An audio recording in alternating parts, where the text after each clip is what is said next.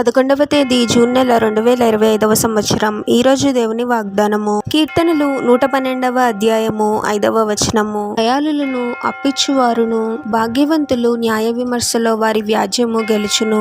సహోదరి సహోదరులారా, ఇతరుల పట్ల దయను చూపించే వారికి, ఇతరులకు దానము లేదా సహాయం చేసే వారికి, ఇతరులతో నీతిగా న్యాయంగా వ్యవహరించే వారికి ప్రభువు ఎప్పుడూ తోడుగా ఉంటాడు. మనం చేసిన ప్రతి క్రియకు ప్రతిఫలం ఉంటుంది. మనం చూపించే దయ, చేసే సహాయము, మన నీతి న్యాయములను మనుషులు గుర్తించినా గుర్తించకపోయినా ప్రభువు తప్పకుండా గుర్తిస్తాడు. దయాగుణాన్ని కలిగి ఉండి ఇతరులకు సహాయం చేస్తూ నీతిగా న్యాయంగా జీవించే వారికి శ్రమలు రావు అని చెప్పలేము, కానీ ప్రతి శ్రమలోనూ ప్రభువు వారికి తోడుగా ఉంటాడు. ఎన్ని శ్రమలు ఇబ్బందులు కలిగినా ప్రభువే వారిని విడిపించి వారికి న్యాయాన్ని జరిగిస్తాడు. వారి పక్షాన ప్రభు ఉండి వారికి విజయాన్ని అనుగ్రహిస్తాడు. ప్రార్థన.